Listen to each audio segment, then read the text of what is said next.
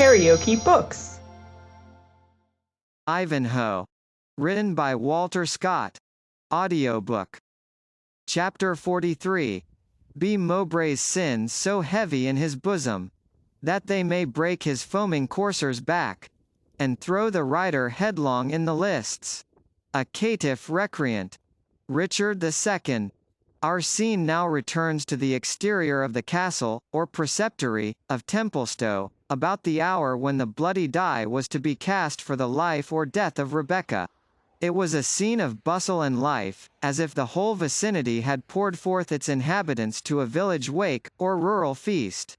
But the earnest desire to look on blood and death, is not peculiar to those dark ages, though in the gladiatorial exercise of single combat and general tourney, they were habituated to the bloody spectacle of brave men falling by each other's hands.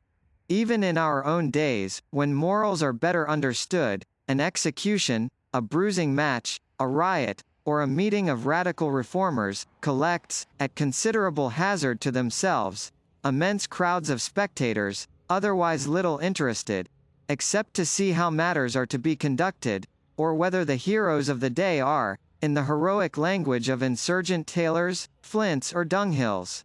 The eyes, therefore, of a very considerable multitude, were bent on the gate of the preceptory of Templestowe, with the purpose of witnessing the procession, while still greater numbers had already surrounded the tiltyard belonging to that establishment. This enclosure was formed on a piece of level ground adjoining to the preceptory, which had been levelled with care, for the exercise of military and chivalrous sports. It occupied the brow of a soft and gentle eminence, was carefully palisaded around, and, as the Templars willingly invited spectators to be witnesses of their skill in feats of chivalry, was amply supplied with galleries and benches for their use. On the present occasion, a throne was erected for the Grand Master at the east end, surrounded with seats of distinction for the preceptors and knights of the order. Over these floated the sacred standard, called Le Beau Cent, which was the ensign, as its name was the battle cry, of the Templars. At the opposite end of the lists was a pile of faggots, so arranged around a stake, deeply fixed in the ground, as to leave a space for the victim whom they were destined to consume, to enter within the fatal circle, in order to be chained to the stake by the fetters which hung ready for that purpose. Beside this deadly apparatus stood 4 black slaves, whose colour and African features, then so little known in England, appalled the multitude, who gazed on them as on demons employed about their own diabolical exercises. These men stirred not, excepting now and then, under the direction of one who seemed their chief, to shift and replace the ready fuel. They looked not on the multitude. In fact, they seemed insensible of their presence, and of everything save the discharge of their own horrible duty. And when, in speech with each other, they expanded their blubber lips, and showed their white fangs, as if they grinned at the thoughts of the expected tragedy, the startled commons could scarcely help believing that they were actually the familiar spirits with whom the witch had communed, and who, her time being out, stood ready to assist in her dreadful punishment. They whispered to each other, and communicated all the feats which Satan had performed during that busy and unhappy period, not failing, of course, to give the devil rather more than his due. Have you not heard, Father Dennet, quoth one boor to another advanced in years, that the devil has carried away bodily the great Saxon Thane, Athelstane of Königsberg? Aye, but he brought him back though, by the blessing of God and Saint Dunstan. How's that? Said a brisk young fellow, dressed in a green cassock embroidered with gold, and having at his heels a stout lad bearing a harp upon his back, which betrayed his vocation. The minstrel seemed of no vulgar rank, for, besides the splendour of his gaily braided doublet, he wore around his neck a silver chain, by which hung the rest, or key, with which he tuned his harp. On his right arm was a silver plate, which, instead of bearing, as usual, the cognizance or badge of the baron to whose family he belonged, had barely the word Sherwood engraved upon it. How mean you by that? Said the gay minstrel, mingling in the conversation of the peasants. I came to seek one subject for my rhyme, and, by'r lady, I were glad to find two. It is well avouched, said the elder peasant, that after Athelstane of Königsberg had been dead 4 weeks. That is impossible, said the minstrel. I saw him in life at the passage of arms at Ashby de la Zouche. Dead, however, he was, or else translated, said the younger peasant, for I heard the monks of St. Edmund's singing the death's hymn for him, and, moreover, there was a rich death meal and dole at the castle of Königsberg, as right was, and thither had I gone, but for Mabel Parkins, who, "Aye, dead was Athelstane," said the old man, shaking his head, and the more pity it was, for the old Saxon blood. But, your story, my masters, your story, said the minstrel, somewhat impatiently. Aye, construe us the story, said a burly friar, who stood beside them, leaning on a pole that exhibited an appearance between a pilgrim's staff and a quarter staff, and probably acted as either when occasion served. Your story, said the stalwart churchman. Burn not daylight about it, we have short time to spare. And please your reverence, said Dennet, a drunken priest came to visit the sacristan at St. Edmund's. It does not please my reverence, answered the churchman, that there should be such an animal as a drunken priest, or, if there were, that a layman should so speak him. Be mannerly, my friend, and conclude the holy man only wrapped in meditation, which makes the head dizzy and foot unsteady, as if the stomach were filled with new wine. I have felt it myself. Well, then, answered Father Dennet, a holy brother came to visit the sacristan at St. Edmund's, a sort of hedge priest as the visitor, and kills half the deer that are stolen in the forest, who loves the tinkling of a pint pot better than the sacring bell, and deems a flitch of bacon worth 10 of his breviary. For the rest, a good fellow and a merry, who will flourish a quarter staff, draw a bow, and dance a Cheshire round, with e'er a man in Yorkshire. That last part of thy speech, Dennet, said the minstrel, has saved thee a rib or twain. Tush, man, I fear him not, said Dennet. I am somewhat old and stiff, but when I fought for the Bell and Ram at Doncaster. But the story, my friend, again said the minstrel. Why, the tale is but this, Athelstane of Königsberg was buried at St. Edmund's.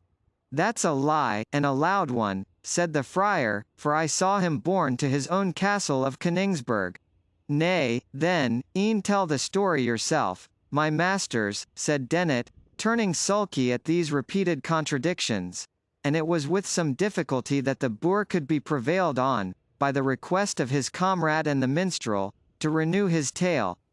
These two, sober, friars, said he at length, since this reverend man will needs have them such, had continued drinking good ale, and wine, and what not, for the best part for a summer's day, when they were aroused by a deep groan, and a clanking of chains, and the figure of the deceased Athelstane entered the apartment, saying, Ye evil shepherds. It is false, said the friar, hastily, he never spoke a word. So ho! Friar Tuck, said the minstrel, drawing him apart from the rustics, we have started a new hare, I find.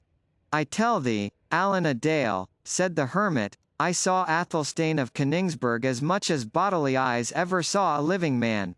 He had his shroud on, and all about him smelt of the sepulchre. A butt of sack will not wash it out of my memory. Pshaw, answered the minstrel, thou dost but jest with me. Never believe me, said the friar, and I fetched not a knock at him with my quarter staff that would have felled an ox, and it glided through his body as it might through a pillar of smoke. By Saint Hubert, said the minstrel, but it is a wondrous tale, and fit to be put in metre to the ancient tune, sorrow came to the old friar. Laugh, if ye list, said Friar Tuck, but an ye catch me singing on such a theme, may the next ghost or devil carry me off with him headlong. No, I instantly formed the purpose of assisting at some good work, such as the burning of a witch, a judicial combat, or the like matter of godly service, and therefore am I here. As they thus conversed, the heavy bell of the church of St. Michael of Templestowe, a venerable building, situated in a hamlet at some distance from the preceptory, broke short their argument. One by one the sullen sounds fell successively on the ear, leaving but sufficient space for each to die away in distant echo, ere the air was again filled by repetition of the iron knell. These sounds, the signal of the approaching ceremony, chilled with awe the hearts of the assembled multitude, whose eyes were now turned to the preceptory, expecting the approach of the Grand Master, the champion, and the criminal. At length the drawbridge fell, the gates opened, and a knight, bearing the great standard of the order, sallied from the castle, preceded by 6 trumpets, and followed by the knights preceptors, 2 and 2, the Grand Master coming last, mounted on a stately horse, whose furniture was of the simplest kind. Behind him came Brian de Bois Guilbert, armed cap a pie in bright armor, but without his lance, shield, and sword, which were borne by his 2 esquires behind him. His face, though partly hidden by a long plume which floated down from his barrel cap, bore a strong and mingled expression of passion, in which pride seemed to contend with irresolution. He looked ghastly pale, as if he had not slept for several nights, yet reined his pawing war horse with the habitual ease and grace proper to the best lance of the Order of the Temple. His general appearance was grand and commanding, but, looking at him with attention, men read that in his dark features, from which they willingly withdrew their eyes. On either side rode Conrad of Montfichet, and Albert de Malvoisin, who acted as godfathers to the champion. They were in their robes of peace, the white dress of the order. Behind them followed other companions of the temple, with a long train of esquires and pages clad in black, aspirants to the honor of being one day knights of the order. After these neophytes came a guard of warders on foot, in the same sable livery, amidst whose partisans might be seen the pale form of the accused, moving with a slow but undismayed step towards the scene of her fate. She was stripped of all her ornaments, lest perchance there should be among them some of those amulets which Satan was supposed to bestow upon his victims, to deprive them of the power of confession even when under the torture. A coarse white dress, of the simplest form, had been substituted for her oriental garments. Yet there was such an exquisite mixture of courage and resignation in her look, that even in this garb, and with no other ornament than her long black tresses, each eye wept that looked upon her, and the most hardened bigot regretted the fate that had converted a creature so goodly into a vessel of wrath, and a waged slave of the devil. A crowd of inferior personages belonging to the preceptory followed the victim, all moving with the utmost order, with arms folded, and looks bent upon the ground. This slow procession moved up the gentle eminence, on the summit of which was the tiltyard, and, entering the lists, marched once around them from right to left, and when they had completed the circle, made a halt. There was then a momentary bustle, while the Grand Master and all his attendants, excepting the champion and his godfathers, dismounted from their horses, which were immediately removed out of the lists by the esquires, who were in attendance for that purpose. The unfortunate Rebecca was conducted to the black chair placed near the pile. On her first glance at the terrible spot where preparations were making for a death alike dismaying to the mind and painful to the body, she was observed to shudder and shut her eyes, praying internally doubtless, for her lips moved though no speech was heard. In the space of a minute she opened her eyes, looked fixedly on the pile as if to familiarize her mind with the object, and then slowly and naturally turned away her head. Meanwhile, the Grand Master had assumed his seat, and when the chivalry of his order was placed around and behind him, each in his due rank, a loud and long flourish of the trumpets announced that the court were seated for judgment. Malvoisin, then, acting as godfather of the champion, stepped forward, and laid the glove of the Jewess, which was the pledge of battle, at the feet of the Grand Master. "Valorous lord, and reverend father," said he, "here standeth the good knight, Brian de Bois Guilbert, knight preceptor of the Order of the Temple, who, by accepting the pledge of battle which I now lay at your reverence's feet, hath become bound to do his devoir in combat this day, to maintain that this Jewish maiden, by name Rebecca, hath justly deserved the doom passed upon her in a chapter of this most holy order of the Temple of Zion, condemning her to die as a sorceress. Here, I say, he standeth, such battle to do, knightly and honourable, if such be your noble and sanctified pleasure. Hath he made oath, said the Grand Master, that his quarrel is just and honourable? Bring forward the crucifix and the te igitur. Sir, and most reverend Father, answered Malvoisin, readily, our brother here present hath already sworn to the truth of his accusation in the hand of the good knight Conrad de Montfichet, and otherwise he ought not to be sworn, seeing that his adversary is an unbeliever, and may take no oath. This explanation was satisfactory, to Albert's great joy, for the wily knight had foreseen the great difficulty, or rather impossibility, of prevailing upon Brian de Bois Guilbert to take such an oath before the assembly, and had invented this excuse to escape the necessity of his doing so. The Grand Master, having allowed the apology of Albert Malvoisin, commanded the herald to stand forth and do his devoir.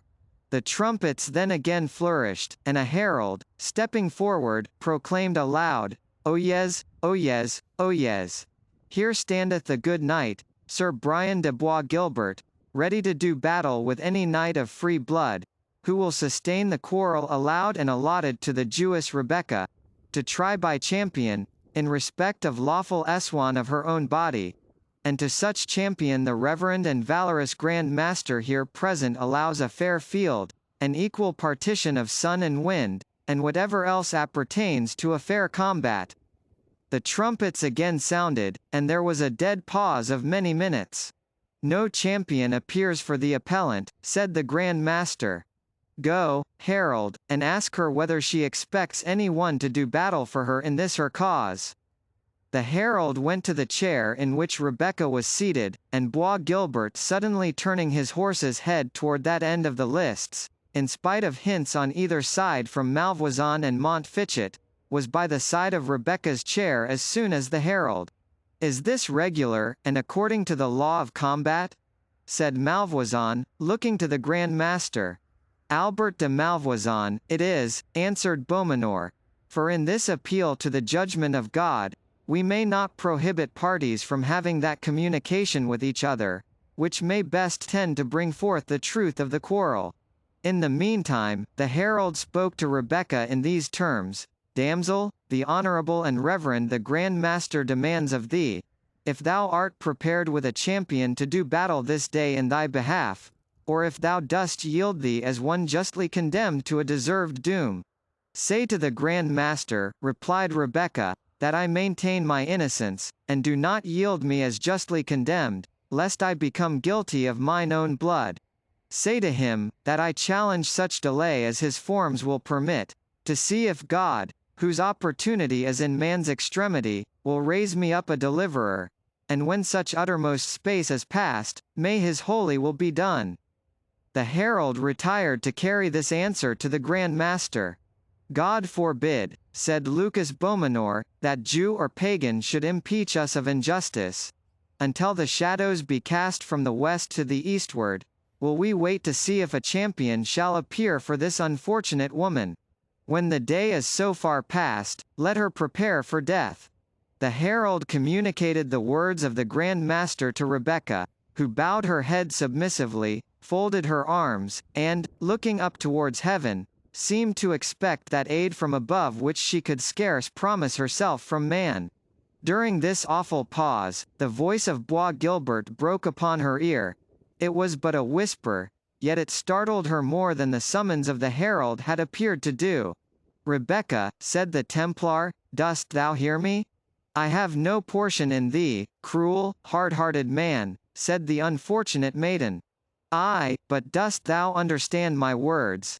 Said the Templar, for the sound of my voice is frightful in mine own ears. I scarce know on what ground we stand, or for what purpose they have brought us hither. This listed space, that chair, these faggots, I know their purpose, and yet it appears to me like something unreal. The fearful picture of a vision, which appalls my sense with hideous fantasies, but convinces not my reason. My mind and senses keep touch and time, answered Rebecca, and tell me alike that these faggots are destined to consume my earthly body, and open a painful but a brief passage to a better world. Dreams, Rebecca, dreams, answered the Templar. Idle visions, rejected by the wisdom of your own wiser Sadducees. Hear me, Rebecca, he said, proceeding with animation. A better chance hast thou for life and liberty than yonder knaves and dotard dream of. Mount thee behind me on my steed, on Zamor, the gallant horse that never failed his rider. I won him in single fight from the Soldan of Trebizond. Mount, I say, behind me, in one short hour as pursuit and enquiry far behind. A new world of pleasure opens to thee, to me a new career of fame. Let them speak the doom which I despise, and erase the name of Bois Guilbert from their list of monastic slaves. I will wash out with blood whatever blot they may dare to cast on my scutcheon. Tempter, said Rebecca, begone. Not in this last extremity canst thou move me one hair's breadth from my resting place. Surrounded as I am by foes, I hold thee as my worst and most deadly enemy. Avoid thee, in the name of God. Albert Malvoisin, alarmed and impatient at the duration of their conference, now advanced to interrupt it. Hath the maiden acknowledged her guilt? He demanded of Bois Guilbert, or is she resolute in her denial? She is indeed resolute, said Bois Guilbert. Then, said Malvoisin, must thou, noble brother, resume thy place to attend the issue. The shades are changing on the circle of the dial. Come, brave Bois Guilbert, come, thou hope of our holy order, and soon to be its head. As he spoke in this soothing tone, he laid his hand on the knight's bridle, as if to lead him back to his station. False villain! What meanest thou by thy hand on my rein? Said Sir Brian, angrily. And shaking off his companion's grasp, he rode back to the upper end of the lists. There is yet spirit in him, said Malvoisin apart to Montfichet, were it well directed, but, like the Greek fire, it burns whatever approaches it. The judges had now been 2 hours in the lists, awaiting in vain the appearance of a champion. And reason good, said Friar Tuck, seeing she is a Jewess, and yet, by mine order, it is hard that so young and beautiful a creature should perish without one blow being struck in her behalf. Were she 10 times a witch, provided she were but the least bit of a Christian, my quarter staff should ring noon on the steel cap of yonder fierce Templar, ere he carried the matter off thus. It was, however, the general belief that no one could or would appear for a Jewess, accused of sorcery, and the knights, instigated by Malvoisin, whispered to each other, that it was time to declare the pledge of Rebecca forfeited. At this instant a knight, urging his horse to speed, appeared on the plain advancing towards the lists. 100 voices exclaimed, "A champion! A champion!" And despite the prepossessions and prejudices of the multitude, they shouted unanimously as the knight rode into the tiltyard. The second glance, however, served to destroy the hope that his timely arrival had excited. His horse, urged for many miles to its utmost speed, appeared to reel from fatigue, and the rider, however undauntedly he presented himself in the lists, either from weakness, weariness, or both, seemed scarce able to support himself in the saddle. To the summons of the herald, who demanded his rank, his name, and purpose, the stranger knight answered readily and boldly, "I am a good knight and noble, come hither to sustain with lance and sword the just and lawful quarrel of this damsel, Rebecca, daughter of Isaac of York, to uphold the doom pronounced against her to be false and truthless, and to defy Sir Brian de Bois Guilbert, as a traitor, murderer, and liar, as I will prove in this field with my body against his, by the aid of God, of Our Lady, and of Monseigneur Saint George, the good knight. The stranger must first show, said Malvoisin, that he is good knight, and of honourable lineage. The temple sendeth not forth her champions against nameless men. My name, said the knight, raising his helmet, is better known, my lineage more pure, Malvoisin, than thine own. I am Wilfred of Ivanhoe. I will not fight with thee at present, said the Templar, in a changed and hollow voice. "Get thy wounds healed, purvey thee a better horse, and it may be I will hold it worth my while to scourge out of thee this boyish spirit of bravado." "Ha! Proud Templar," said Ivanhoe, "hast thou forgotten that twice didst thou fall before this lance? Remember the lists at Acre. Remember the passage of arms at Ashby. Remember thy proud vaunt in the halls of Rotherwood, and the gage of your gold chain against my reliquary, that thou wouldst do battle with Wilfred of Ivanhoe, and recover the honour thou hadst lost. By that reliquary and the holy relic it contains, I will proclaim thee, Templar, a coward in every court in Europe, in every preceptory of thine order, unless thou do battle without farther delay." Bois Guilbert turned his countenance irresolutely towards Rebecca, and then exclaimed, looking fiercely at Ivanhoe, "Dog of a Saxon! Take thy lance, and prepare for the death thou hast drawn upon thee." "Does the Grand Master allow me the combat?" said Ivanhoe. "I may not deny what thou hast challenged," said the Grand Master, "provided the maiden accepts thee as her champion. Yet I would thou wert in better plight to do battle. An enemy of our order hast thou ever been, yet would I have thee honourably met with." Thus as I am, and not otherwise," said Ivanhoe, "it is the judgment of God, to his keeping I commend myself." "Rebecca," said he, riding up to the fatal chair, "dost thou accept of me for thy champion?" "I do," she said, "I do," fluttered by an emotion which the fear of death had been unable to produce. "I do accept thee as the champion whom heaven hath sent me. Yet, no, thy wounds are uncured. Meet not that proud man. Why shouldst thou perish also?" But Ivanhoe was already at his post, and had closed his visor, and assumed his lance. Bois Guilbert did the same, and his esquire remarked, as he clasped his visor, that his face, which had, notwithstanding the variety of emotions by which he had been agitated, continued during the whole morning of an ashy paleness, was now become suddenly very much flushed. The herald, then, seeing each champion in his place, uplifted his voice, repeating thrice, "Faites vos devoirs, preux chevaliers." After the third cry, he withdrew to one side of the lists, and again proclaimed, that none, on peril of instant death, should dare, by word, cry, or action, to interfere with or disturb this fair field of combat. The Grand Master, who held in his hand the gage of battle, Rebecca's glove, now threw it into the lists, and pronounced the fatal signal words, "Laissez aller." The trumpets sounded, and the knights charged each other in full career. The wearied horse of Ivanhoe, and its no less exhausted rider, went down, as all had expected, before the well-aimed lance and vigorous steed of the Templar. This issue of the combat all had foreseen, but although the spear of Ivanhoe did but, in comparison, touch the shield of Bois Guilbert, that champion, to the astonishment of all who beheld it, reeled in his saddle, lost his stirrups, and fell in the lists. Ivanhoe, extricating himself from his fallen horse, was soon on foot, hastening to mend his fortune with his sword, but his antagonist arose not. Wilfred, placing his foot on his breast, and the sword's point to his throat, commanded him to yield him, or die on the spot. Bois Guilbert returned no answer. "Slay him not, Sir Knight," cried the Grand Master, unshriven and unabsolved. "Kill not body and soul. We allow him vanquished." He descended into the lists, and commanded them to unhelm the conquered champion.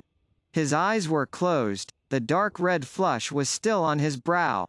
As they looked on him in astonishment, the eyes opened, but they were fixed and glazed. The flush passed from his brow, and gave way to the pallid hue of death. Unscathed by the lance of his enemy, he had died a victim to the violence of his own contending passions. "This is indeed the judgment of God," said the Grand Master, looking upwards, "fiat voluntas tua." Karaoke Books.